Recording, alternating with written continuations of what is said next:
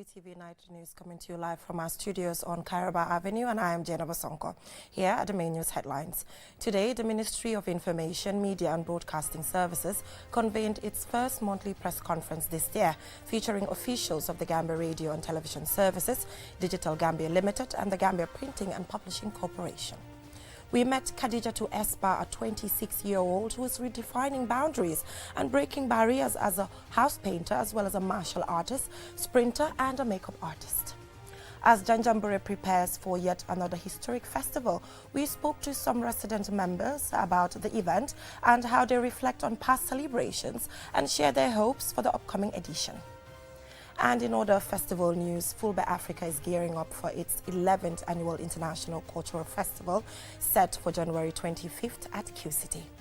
And in sports news, in the recent NACOF tournament, 9 members of the University of the Gambia basketball team picked up medals representing 3 of the country's regional teams. Those were the main headlines, and now the news in detail. Do stay.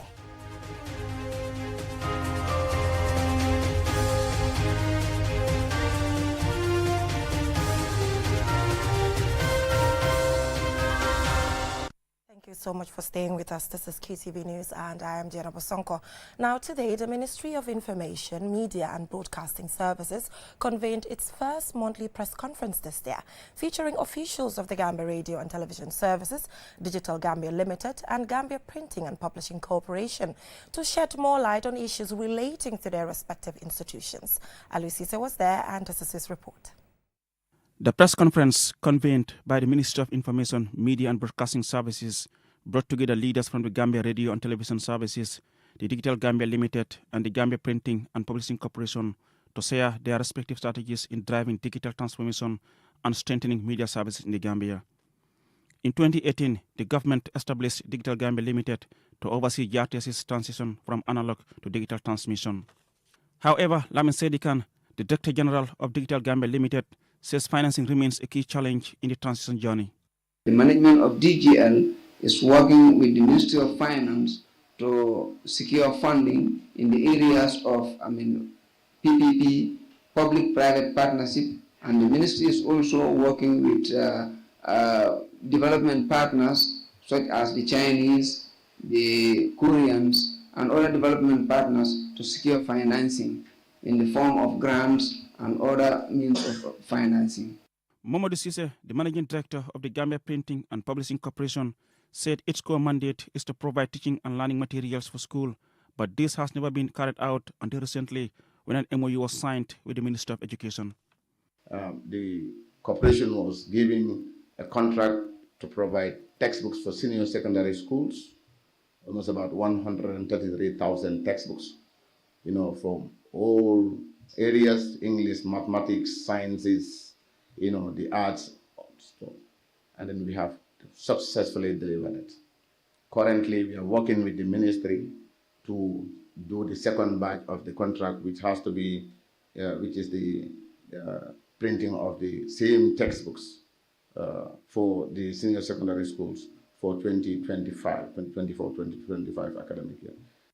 Despite the challenges faced, Abdullah C., a seasoned journalist and the Director General of GRTS, said his management is working hard to reposition GRTS into a leading and responsive nationwide public affairs broadcaster that serves the public interest. GRTS, we are working on getting things right. As I said, the field is crowded, we have to reposition ourselves. And how do we do that? We said now we have to focus on 2 things. Building our human resources. When we say building, we mean training them, equipping them, and their welfare and their professional development. At the same time, changing attitude to work. The public sector in this country and many other countries, I think, needs to double up. You can do anything. You can have PhD, you can have whatever, but there is one thing that you need to make this country and other countries grow. That is commitment to work. Dr. Ismaila Cisse, the Minister of Information, Media and Broadcasting Services, outlined key achievements of 2024, including the introduction of a monthly press conference, ministerial town hall meetings, and the establishment of the Access to Information Commission, including the appointment of commissioners. The government is working on a bill, which is Data Protection and Privacy Bill. Second reading currently is at the National Assembly for approval. Looking ahead, Minister Cisse emphasized that his ministry's priorities for 2025 include the formulation of the Information, Media and Broadcasting Bill, finalizing the ministry's 2025-2029 strategic plan, and measures to counter misinformation and disinformation. Reporting for QTV News, I am Aliu Cisse. At just 26 years old, Khadijatu is redefining boundaries and breaking barriers in male-dominated fields. A house painter, martial artist, printer and makeup artist, her journey is one of resilience, creativity and the relentless pursuit of her passions.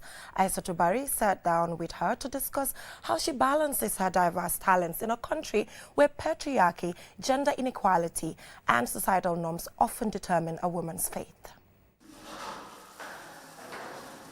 Khadijatu Esba's journey is a remarkable one. While most university students balance academic and social lives, the 26-year-old is juggling an extraordinary mix of pursuits. A full-time university student, martial artist, makeup artist, and a house painter. Khadijatu is proving that with passion and determination, nothing is impossible. Her story is a testament to a life driven by discipline and relentless ambition. Born and raised in Serakunda, Khadijatu is currently pursuing a degree in biology at the University of the Gambia. Despite the demands of her rigorous academic schedule, she has managed to carve out time to master a diverse range of skills, demonstrating her relentless work ethic and multifaceted talents. What inspired me to do all these skills, because I have checked in the Gambia, like young people here, they are not into much skills. You know, they are only focusing on how to go to school, maybe after grade 12, how to further education. It's not a bad idea to further education, but it's always good to learn skills. A student by day, a house painter by afternoon, and a martial artist by night, Khadijatu's schedule is nothing short of extraordinary. Amidst it all, she also finds time to boost the confidence of young women, using her makeup brush to transform their looks and bring out their natural glow and radiance. Her dedication to uplifting others, alongside her many talents, truly showcases her exceptional drive. In terms of the makeup artist, is just one of the best things that someone can just do. Like sometimes you just need to change yourself, to change the way you look. So that's why I choose to be a makeup artist. For the martial artist, I specifically do Taekwondo, which is part of the martial artist field. There is Taekwondo, there is Kung Fu, there is Karate, but I choose Taekwondo because it's one of the best things. Like if you check right now, the crime rate in the Gambia or all over the world is way too much. So it's always good to learn something so that to defend yourself. Her ability to balance such diverse interests has not only fueled her personal success, but has also made her a role model in her community. Khadijatu's determination and versatility inspires those around her. Because of nekut difficult. Wow. Because respect no more. She is easy to work with because she respects her job.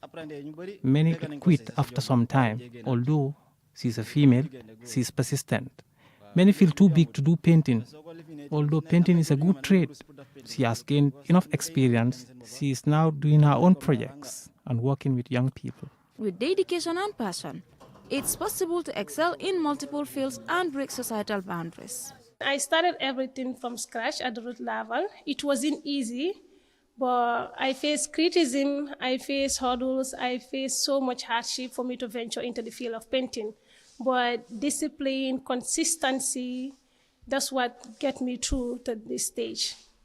With plans to graduate soon and aspirations to expand her businesses, Khadijatu embodies the spirit of determination. So many people believe that like ladies cannot do such skills. You know, they only think ladies should be in a salon or, you know, be cooking at home or doing some minor stuffs. So I really want to break that record by showing the young people like we can really do this, we can really do this stuff. That's why I combine all these things that people really think someone cannot do or a lady cannot do at the same time. So that's why I combine all this and plus the painting to do it specifically, just to show the young people they can still do a lot. Her story serves as a powerful reminder that age is no barrier to achieving greatness, especially when driven by passion and an unwavering commitment to one's goals. My message to the female is that being part of the male-dominated field, like you learn a lot. You learn a different thing from being in a female-dominated field because this is you're dealing with a different gender. There are challenges, it's true, but you can overcome and you can just build self-confidence. Yeah, and like you can see now we are having like a female painter here. My message to you is always do what you love doing. Aissatou Barry reporting for QTV News. Well done, Khadija, for smashing patriarchy.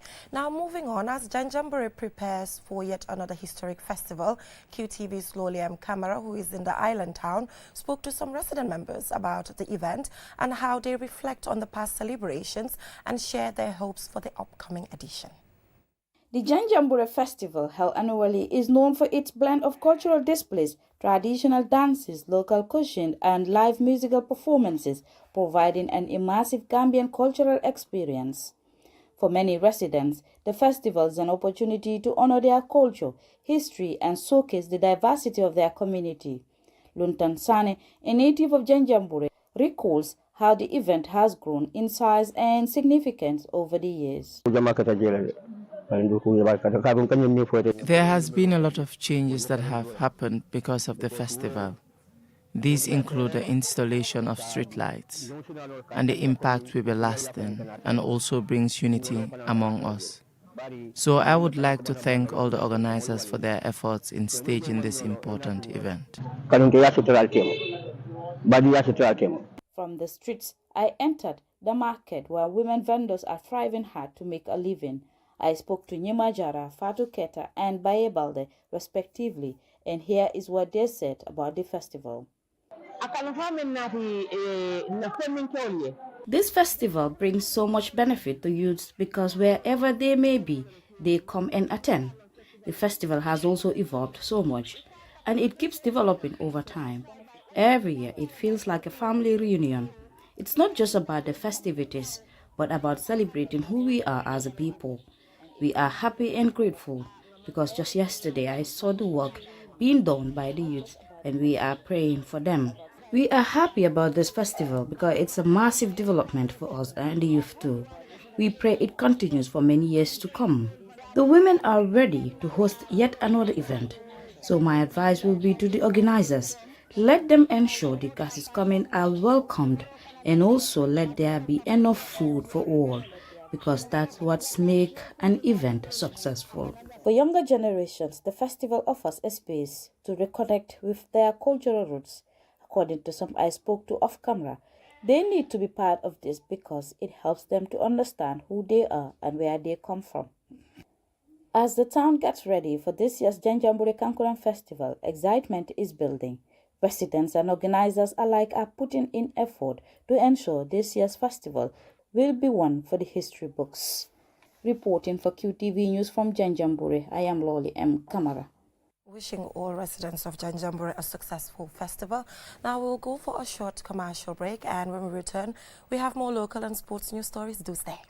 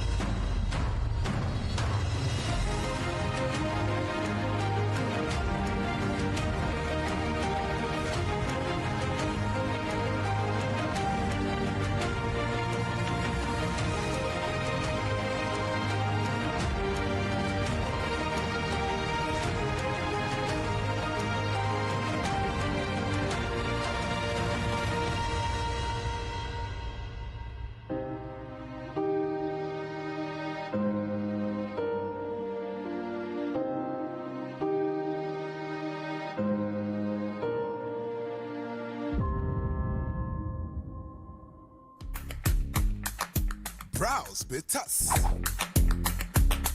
QCell brings you a promo like never before.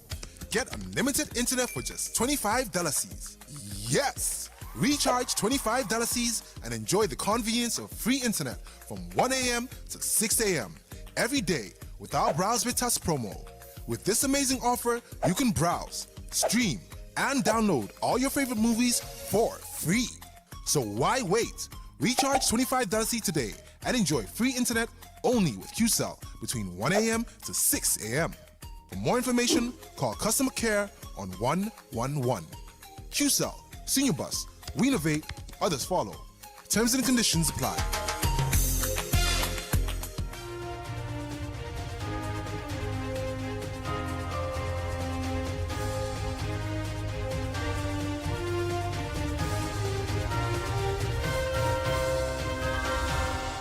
Welcome back from that short commercial break. If you're just tuning in, you're watching QTV News, and I am Jambur Festival.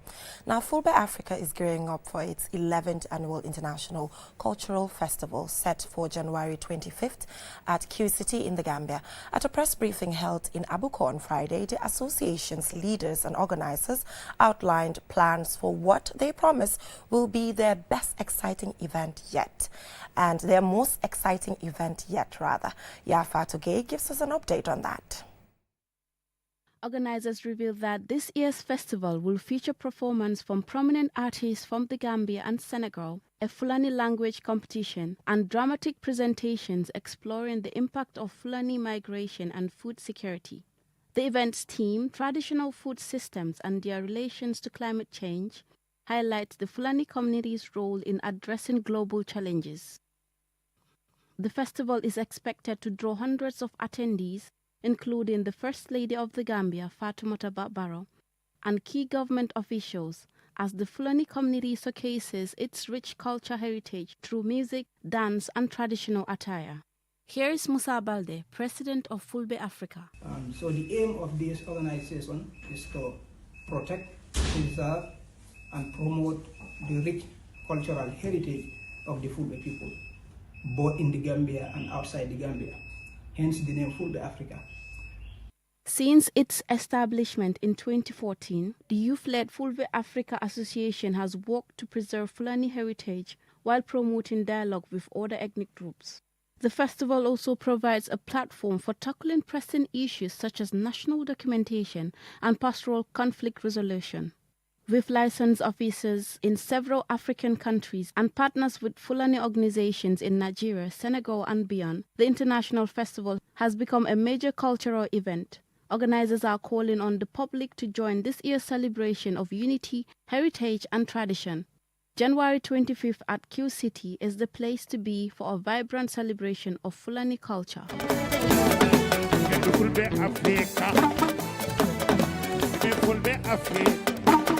Reporting for QTV News, this is Yafa Tugay. Coming up, it's sports news.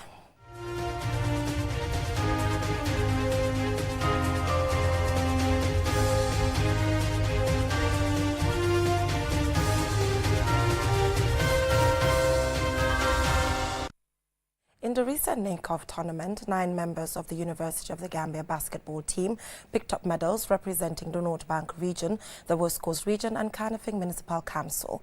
More in this report. The National Youth Conference and Festival NACOF tournament took place from December 16th to the 23rd, where all regions of the Gambia participated.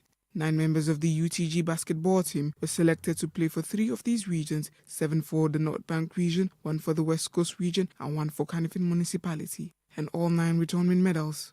The 7 who represented NBR returned with gold medals, while WCR and KMC players returned with silver and bronze medals, respectively. The players expressed how they felt about picking up medals. Here are Andrew Omotawa and Seiko Trawali, both gold medalists. It feels good. This is like my first actual win. I've never won anything basketball related before. This win was everything for us because we wanted this so badly. I mean, we're supposed to play for KMC, but the North Bank region, they trust us and they make us one, and we play for them and then we win all the teams. We don't have any defeat. In a society where football is the most popular sport, these players nonetheless found their way into basketball. Here are Sher Malai Manka, a silver medalist, Isaac Omotawa, a gold medalist, and Wisdom Benjamin Ikem, a gold medalist. I started playing a very, very long time, and I was inspired by one of the best players in the Gambia, which is Umar Sane, currently in Germany. That's how I get in the game of basketball. Well, we all grew up playing football. That was the main thing. But then in grade around 7, 8, I got introduced at YMCA. So I saw the way they were playing. I was like, I wanted to do that.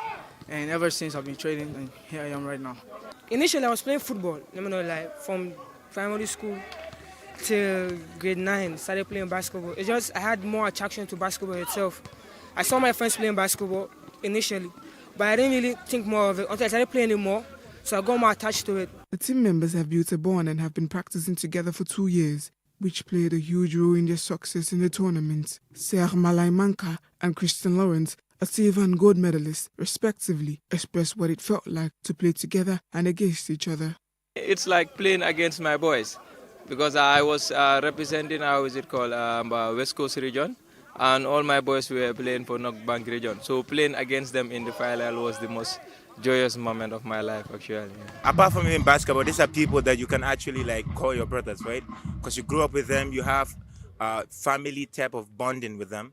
So even without the basketball, we're still brothers. And now adding basketball, that makes it even more, you know what I mean?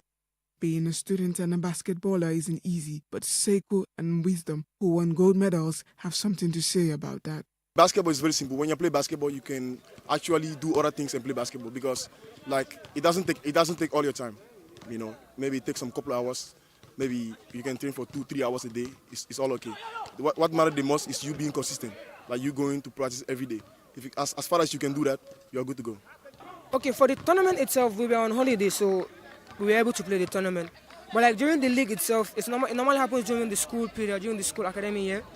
So it's difficult, let me not even lie, because you have to cope with coming from school, especially coming from Faraba itself. You have classes from 5, till 5 o'clock, leave Faraba to come all the way to home, reach home around 7, and your game is by 8. So the rushing and tiredness, it's just the will to play the ball. They are grateful for the support of their families, community, and UTG. Here are Isaac and Andrew. UTG was very supportive because when we started this, it was just an idea. At first, I was skeptical because most people might just say form a team for just the start of it or just to say it. But when he actually said that the school is going to support us with jerseys, the time that we play in other tournaments, they gave us jerseys, gave us some organizations will come and give us equipment for basketball. My dad is a big sports guy, even though he's a football fan. But yeah, so when he found out I was playing in the national championship, was go every day. So it was just, and then when I won, my mom, she literally called me and she was screaming on the phone oh, I'm proud of you, and yeah, that was fire. To them, this win is not theirs alone. It's for their family, school, supporters, and whoever might be inspired to be a basketballer someday. They stress that hard work, teamwork, and commitment were the key to their victory. For QTV News, I am Favor Ajim. That is all we have time for. Join us at 10 p.m. for another bulletin. Thanks for watching, but do not forget to tune in at 9 p.m. for an interesting episode of Youth Dialogue. Thanks for watching.